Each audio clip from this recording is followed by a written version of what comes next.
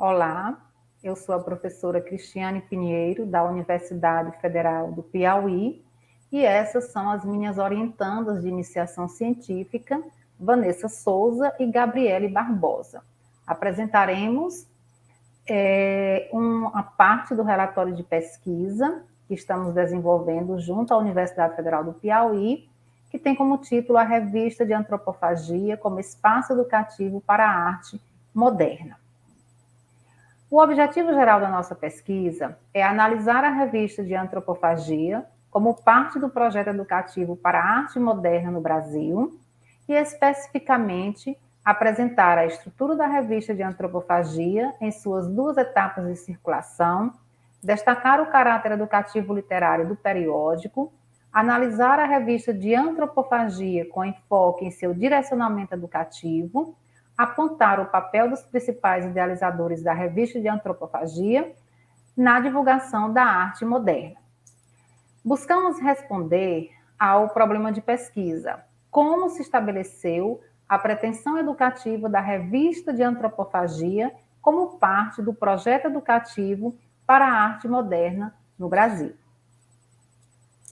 Bom, como apoio na nossa pesquisa, temos o nosso referencial teórico com base em Eco, com o livro 6 Passeios pelo Bosques da Ficção, Helena, Movimentos da Vanguarda Europeia, Rezende, A Semana de Arte Moderna, e Bose, A História Concisa da Literatura Brasileira. Partindo para o contexto histórico, o século XX foi marcado por grandes mudanças no mundo e na sociedade brasileira. E a partir da insatisfação em meio às transformações, surgiram um problema com o passado. E, a partir disso, na arte, os artistas se interessaram por buscar um novo modelo, que vieram as vanguardas europeias, sendo elas o futurismo, o cubismo, o expressionismo, dadaísmo e surrealismo.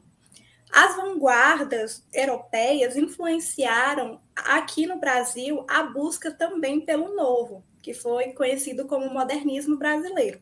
Ele pôde ser consolidado e bem conhecido a partir da Semana de Arte Moderna, nos dias 13, 15 e 17 de fevereiro de 1922, no Teatro Municipal de São Paulo, onde reunia diversos artistas de várias áreas, como a pintura, literatura, música, dança, para apresentar à sociedade um novo conceito de arte. E assim foi o ápice do movimento no país. E após a Semana de Arte Moderna, nós tivemos os seus desdobramentos. Um deles foram os periódicos educativos que buscavam consolidar o modernismo no Brasil. Dentre eles, a gente vai citar 5, que são revistas produzidas no Sudeste e que tiveram um grande destaque na nossa pesquisa, que é a Claxon, a Estética, a Revista, Terra Roxa e Outras Terras, Verde, e a Revista de Antropofagia, que é o tema central, o objeto central da nossa pesquisa. Ela circulou entre 1928 e 1929. Possui 2 fases, que ficaram conhecidas como dentições, e tinha como principal objetivo implantar a ideia da deglutição de culturas para atingir a perfeição. Essa deglutição, essa coisa de comer culturas, era metafórica, porque elas pretendiam aplicar essas práticas, essas outras culturas aqui no Brasil para construir algo novo. E vamos destacar o papel de Oswald de Andrade e Antônio de Alcântara Machado. A revista de antropofagia, todo escritor, né, nós sabemos quando escreve, ele tem em mente um leitor para o seu texto. E no caso da revista de antropofagia, os antropófagos, como ficaram conhecidos, também tinham. Esse leitor modelo, que seria o leitor modelo para eles, era aquele que entendesse a pretensão da deglutição de outras culturas e da destruição do passado. Esse leitor modelo é aquele que o texto não só prevê como colaborador, como também vai criá-lo. E para criá-lo, era necessário a educação do imaginário desse leitor. Então, isso vai ser feito durante as páginas da revista. a gente usou, então, como embasamento teórico o leitor modelo de Eco e a educação do imaginário de Frey, que fala bastante sobre essa questão. Como metodologia, nós temos uma concepção histórico e educacional, qualitativa, bibliográfica e descritiva. Agora iremos adentrar a revista de antropofagia, procedimentos, e vamos ver, né, os procedimentos educativos em suas duas fases. Na primeira dentição, instaurou-se o caos. Os antropófagos, eles desde o início, no seu texto inicial, eles já mostraram para o que vieram. Eles não escondiam que estavam ali para instaurar o caos e para acabar com o passadismo, que para isso teriam que deglutir outras culturas, pois só assim iriam atingir a perfeição. Eles estavam ligados ali pelo ódio. Eles colocaram no texto Abre Alas, o primeiro texto da revista, que os antropófagos, eles estavam ligados pelo fígado, o que quer dizer o ódio, e marchavam em uma só direção, que era a busca pela construção dessa nova cultura. O antropófago, ele come o índio e o civilizado. Só ele pode fazer isso para construir o novo. Então, ele vai pegar de várias culturas e uma inspiração para construir o novo aqui no Brasil.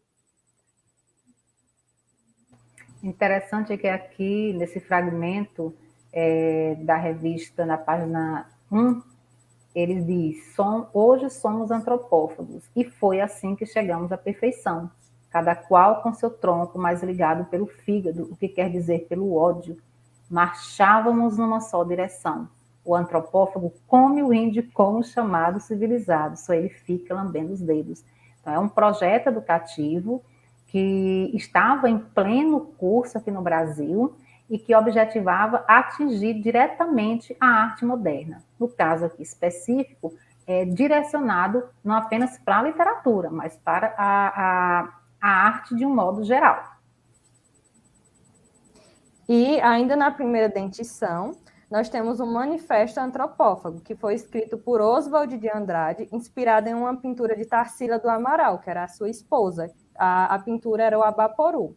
E nesse manifesto, a gente vai ver claramente quais eram os objetivos dos antropófagos e o que eles se colocavam contra, o que eles queriam destruir.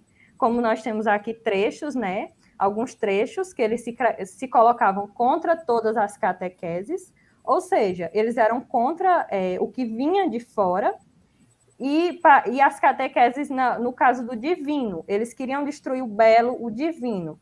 E para isso, eles eram também contra o mundo reversível e as ideias objetivadas, cadaverizadas.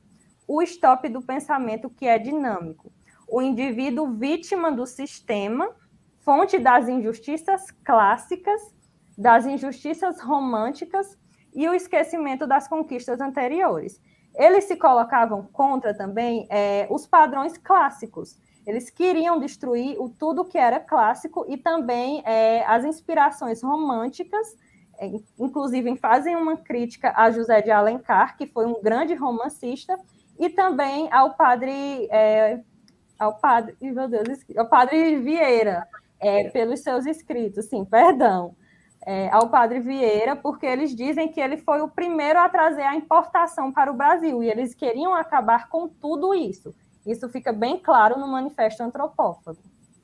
Como manifesto, ele tem essa função de farol, de apontar o caminho, não é? E, ao mesmo tempo, antenado com os manifestos da arte moderna europeia.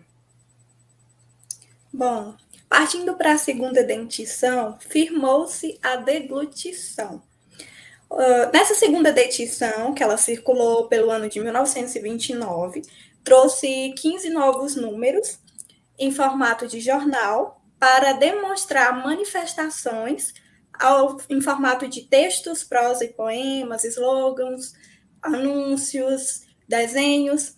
E nessa segunda dentição, mesmo que um pouco mais leve do que a primeira dentição, os modernistas procuraram, de certa forma, comer realmente tudo aquilo do passado, todas as obras passadistas.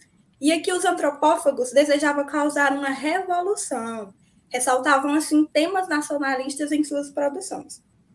A figura do índio, eles queriam idealizar, demonstrar para a sociedade, educar para os seus leitores a valorização do que era nosso, das nossas raízes.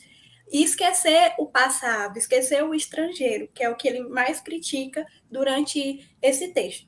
Trouxe um fragmento desse texto que se chama Porque Como, onde ele fala que o modelo a ser seguido, o modelo de homem, era o índio. Nesse texto, ele coloca o índio em alto patamar e critica bastante os costumes, a política do homem branco.